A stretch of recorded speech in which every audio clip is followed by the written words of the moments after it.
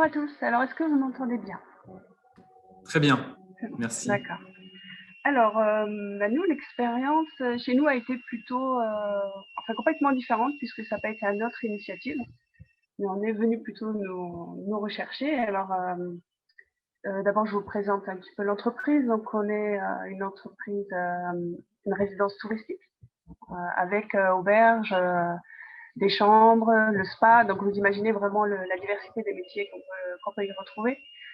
Et donc, nous, on a été contactés par Éric Gignet, qui est président des Thériaux. Thériaux travaille avec le Grand Est et Ciel Bleu est un partenaire. Voilà, ça a été un petit peu à l'envers chez nous. On a été happés comme ça. Alors, je dois dire qu'au départ, c'était un petit peu une montagne infranchissable. On s'est dit, oh là là, mais comment est-ce qu'on peut intégrer des séances de pause active ou de sport dans une entreprise où il y a tellement de diversité, où les horaires ne sont pas les mêmes, la complexité des tâches n'est pas la même. Et en plus de ça, on est une entreprise adaptée, donc on a des travailleurs en situation de handicap. Alors là, ça bloque aussi pour les mouvements. On ne peut pas faire les mêmes mouvements pour tout le monde, pas à la même heure. Voilà, on a directement rencontré un petit peu une montagne. On s'est dit, mais comment on va faire? Et Tiréo a été très réactif. Ils sont venus sur place. Ils ont pris le temps avec chaque service pour voir comment adapter, qu'est-ce qu'on a vraiment besoin dans chaque service. Par exemple, un service où les praticiennes vont beaucoup travailler au niveau des mains, des bras, du haut du dos. Les exercices ont été proposés et adaptés vraiment pour elles, pour leurs tâches à elles. Alors que des hommes d'entretien, ça va être des charges lourdes à porter, voilà, plus le bas du dos, les cuisses. Enfin, vous voyez, c'est un petit peu différent suivant les secteurs. Je dirais que ça a été un très beau déclic pour nous. On avait la conscience de devoir adapter le travail à chaque travailleur, puisque par rapport aux difficultés physiques et au handicap. Mais on n'avait pas cette conscience-là de se dire est-ce que des fois il faut des pauses, est-ce que il faudrait pouvoir s'étirer un peu ou mettre un petit peu plus de sport là-dedans. C'était pour nous déjà assez compliqué à la base. Et puis finalement, ça a été presque une révélation, quoi. On s'est dit waouh, ça a changé la vie. Les gens commencent à parler, à dire c'est vrai, moi j'ai tout le temps mal au dos dans les bureaux.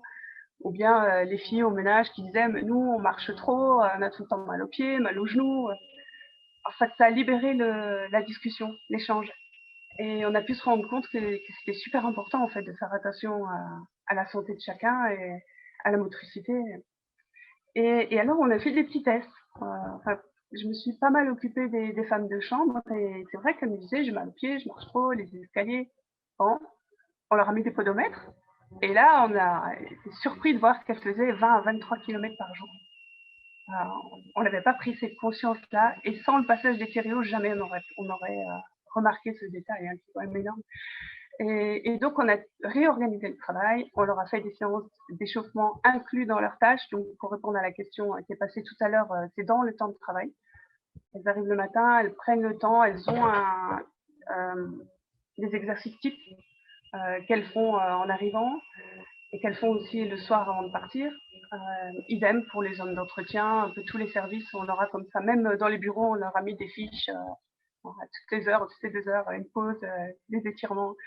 Et ça a libéré peut-être le droit à la pause, le droit de se dégourdir. C'est incroyable, mais on ne peut pas se rendre compte à quel point on ne se sent pas le droit, simplement, tu vois, de s'étirer comme ça. On est gêné du regard de l'autre. Et là, ça a vraiment libéré ça. C'est à tel point qu'on allait bien plus loin, c'est qu'on a fait venir une personne externe pour faire du yoga en entreprise, de la méditation. On a mis les possibilités pour tous les employés d'aller dans la salle de sport du spa, faire du sport ensemble. On a fait des séances, alors on a profité du Covid aussi pour faire des séances étirements, abdos, fessiers avec tout le monde. Alors, on fait des sorties randonnées quand il y a moins de monde. Enfin, vraiment, ça a déclenché tout un esprit plus proche de l'humain, plus proche des besoins de chacun. Et voilà, moi, je trouve ça extraordinaire et je ferai plus 100, quoi. On fera plus 100 dans l'entreprise. Voilà.